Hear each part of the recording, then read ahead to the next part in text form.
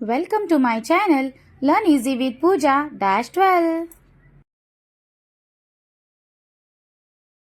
Hello everyone, आज आपण शिकणार आहोत स्टँडर्ड 6 च्या मॅथ्स टेक्स्टबुक मधून lesson number 2 lines and angles. आता आपण यामध्ये बघूया फर्स्ट काय पॉइंट. पॉइंट काय असतो मुलांनो, आता मी तुम्हाला काढूनच दाखवते आणि एक्सप्लेन करते. इथे बघा पॉइंट म्हणजे आपण जेव्हा पेन्सिल शार्प करतो आणि त्या पेन्सिलने असा एक मार्क करतो त्याला आपण काय म्हणतो पॉइंट. आणि याला आपण कधीही नाव देताना कॅपिटल लेटरच यूज करतो. आता आपण याला नाव देऊया ए, बरोबर. आता हा पॉइंट झाला, बरोबर. या पॉइंटला काय असतं, लेंथ नसते, विड्थ नसते, थिकनेस नसते, बरोबर आहे. आणि आपण नेहमी कॅपिटल लेटर वापरतो. आता याचं जर आपल्याला लिहायचं असेल की हा कसा लिहायचा, तर आपण कसं लिहिणार, पॉइंट ए. कळलं मुलांनो, असा लिहिणार. अजून एक दाखवते. जर मी अजून एक इथे पॉइंट घेतला, पॉइंट आर, ओके, तर मी इथे कसं लिहून दाखवणार, पॉइंट आर. तर कळलं मुलांनो पॉइंट काय असतो. ओके, आता आपण पुढे बघूया. आता बघा लाईन, तर ही मी तुम्हाला ड्रॉ करून दाखवते आणि समजवते, ठीक आहे. इथे मी एक लाईन ड्रॉ करते. ओके, आता लाईनला महत्त्वाचं काय असतं बघा, लाईनला सगळ्यात इम्पॉर्टंट असतात ते ॲरो. ॲरोवरूनच आपण ओळखतो की ही लाईन आहे, ठीक आहे. आता लाईन काय असते, लाईन ही 1 डायमेन्शनल असते, ठीक आहे. एकच बाजू दिसते की नाही आपल्याला त्याची. आणि दुसरी गोष्ट म्हणजे ही लाईन आपण पुढे कितीही एक्सटेंड करू शकतो, कितीही पुढे पुढे पुढे नेऊ शकतो. म्हणजेच लाईनला काय आहे, एंड नाही आहे. म्हणजेच लाईन काय आहे तर इन्फानाईट आहे, म्हणजे कितीही पुढे वाढूच शकते, त्याला एंडच नाही आहे. आता बघा याला आपण नाव कसं देतो, इथे असे पॉईंट असतात. इथे मी दिलं ए, इथे मी दिला बी, तर आपण याला काय म्हणणार, लाईन ए बी. आता हे लिहिताना आपण कसं लिहिणार, लाईन ए बी, किंवा आपण असं पण लिहू शकतो, लाईन बी ए, म्हणजे ए बी किंवा बी ए. कळलं मुलांनो. आता अजून एक प्रकारे आपण लाईनीचं नाव लिहित असतो, ते पण मी तुम्हाला एक्सप्लेन करते. इथे बघा, इथे मी एक लाईन ड्रॉ केली. पहिले तर लाईन आहे म्हणून आपण त्याला ॲरो काढणार, ठीक आहे. आता इथे आपण काय दिलं होतं, 2 पॉईंट दिले होते आणि 2 कॅपिटल लेटर्स लिहिले होते.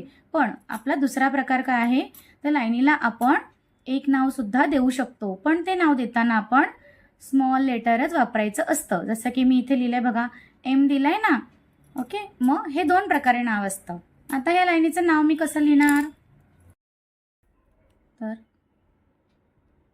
लाईन एम असं आपण नाव लिहिणार. ओके, तर मुलांनो लाईनचा कन्सेप्ट क्लिअर झाला. आता आपण पुढे जाऊया.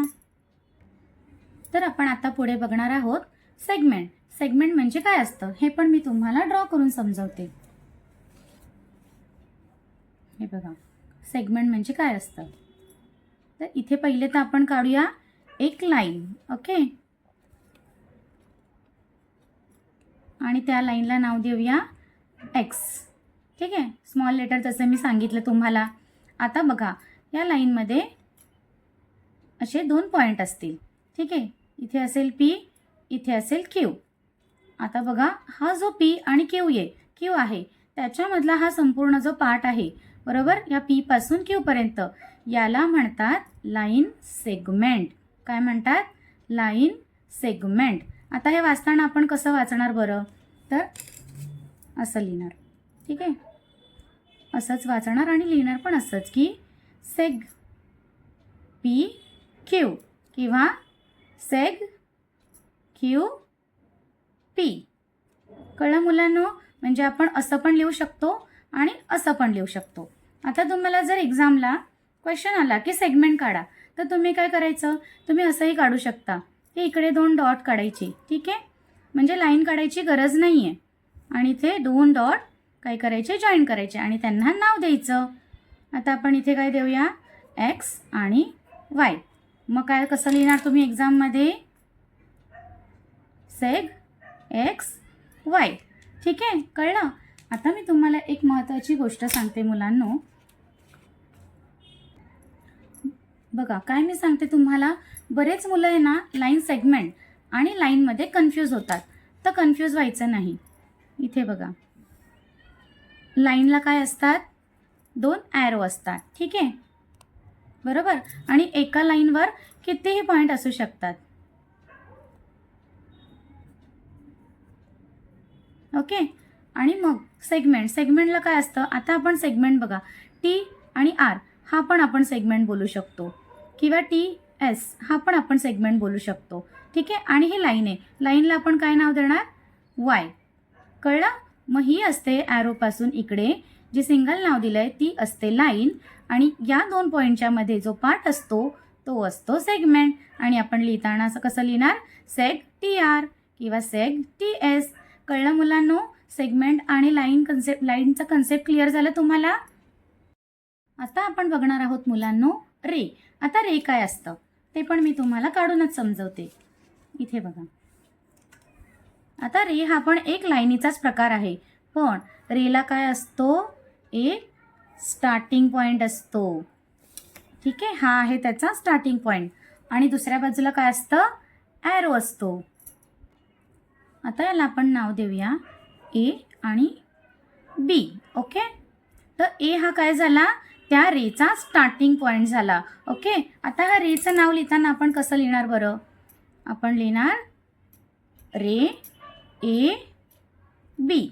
पण आपण असं लिहिणार का, आता जसं आपण सेगमेंटमध्ये मी सांगितलेलं की ए बी किंवा बी ए चालतं, पण इथे आपण असं लिहिणार का की रे बी ए, तर नाही, असं लिहून चालणार नाही. आपल्याला रेचं नाव कधी पण त्याच्या स्टार्टिंग पॉईंटपासूनच लिहावं लागतं. आणि रे म्हणजे काय, रे बघूनच तुम्हाला बघा समजत असेल की नाही, सूर्याची किरणं असतात, सन रेज असतात, तसं एका बाजूला काय असतो, पॉईंट असतो, आणि दुसऱ्या बाजूला तो ॲरो असतो. अशा प्रकारे मुलांना तुम्हाला रे सुद्धा कळाला. ओके. आता आपण पुढे जाऊया. आता आपण बघणार आहोत कोलिनियर पॉईंट आणि नॉन कोलिनियर पॉईंट. इथे बघा दिलेले आहेत आपल्याला, सरिता आणि अफरोजचं दिलेलं आहे. Only 1 line can be drawn through all 3 points drawn bye Sarita. आता सरिताने इथे 3 पॉईंट काढले आहेत. आता या 3 पॉईंटमधून काय होते बघा, एक लाईन आपण ड्रॉ केली, बरोबर. जर इथे आपण लाईन ड्रॉ केली, मी दाखवते, तर सिंगल लाईन ड्रॉ होते. येस. ओके. इथे no line can be drawn that passes through all 3 points drawn by Afroz. आता अफरोजने सुद्धा बघा इकडे 3 पॉईंट दिलेत की नाही, मग इकडे अशी सिंगल लाईन तयार होणार आहे का, नाही, ठीक आहे. If a single line passes through 3 or more such points they are called collinear points. म्हणजे 3 किंवा त्याच्यापेक्षा जास्त पॉईंट्स एका सिंगल लाईनवर असतील तर त्याला काय म्हणतात, कोलिनियर पॉईंट्स.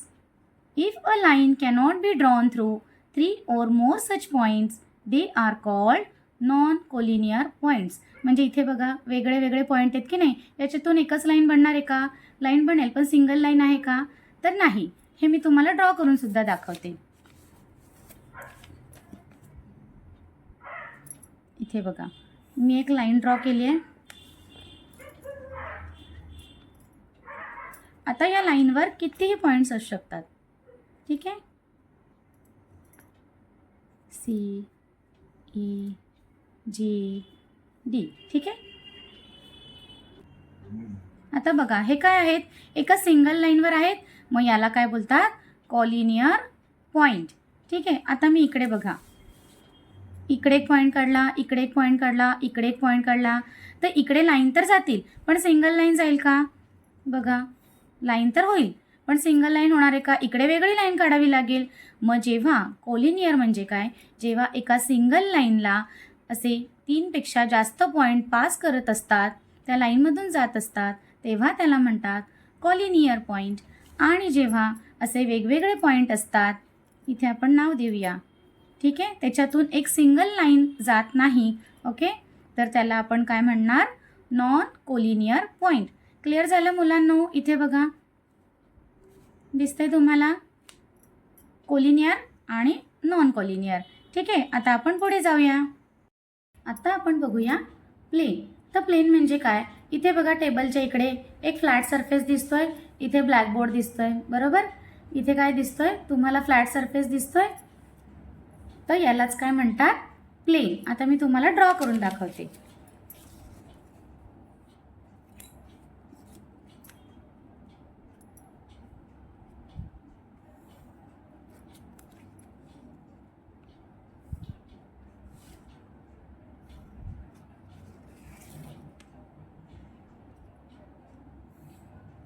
ठीक आहे. आता याच्यामध्ये जो काही फ्लॅट सरफेस असतो त्याला म्हणतात प्लेन. आता हा प्लेन काय असतो? इथे ॲरो म्हणजे याचा अर्थ काय? हा चारही बाजूनी एक्सटेंड करू शकतो, म्हणजे कितीही मोठा होऊ शकतो. आणि याला नाव देताना काय असतं? नेहमी कॅपिटल लेटरच नाव द्यायचं असतं. ओके, हा आहे प्लेन. तर मुलांनो, कळलं प्लेनबद्दल? अशा तऱ्हेने आत्तापर्यंत आपण काय काय शिकलो याची मी एक समरी बनवली आहे. बघा, पॉईंट. इथे बघा मी एक पॉईंट काढलेला आहे. ओके, त्याच्यानंतर लाईन बघा, दोन्ही बाजूला ॲरो असतो की नाही लाईनीला. त्याच्यानंतर आहे बघा लाईन सेगमेंटमध्ये काय असतं? दोन्ही बाजूला पॉईंट असतात. मग आहे आपला रेच्या एका बाजूला स्टार्टिंग पॉईंट असतो आणि एका बाजूला ॲरो असतो. पुढे बघा कोलिनियर पॉईंटमध्ये काय असतं की एकाच लाईनवर बरेच पॉईंट असतात, मग ते सरळ रेषेमध्ये आले पाहिजेत. नंतर आहे नॉन कॉलिनियर पॉईंट. इथे बघा मी दाखवले आहेत की ते एका लाईनीमध्ये आहेत का? नाही, म्हणून त्यांना काय म्हणतात? Non collinear point. आणि लास्ट काय होतं? प्लेन. हा बघा, हा फ्लॅट सरफेस आहे ना, त्याला म्हणतात प्लेन. तर मुलांना समजलं ना हे सर्व? आता पुढच्या व्हिडिओमध्ये आपण प्रॅक्टिस सेट 2.1 बघूया. तर भेटूया आपल्या पुढच्या व्हिडिओमध्ये. Like, share and subscribe. Thank you. Take care and bye bye.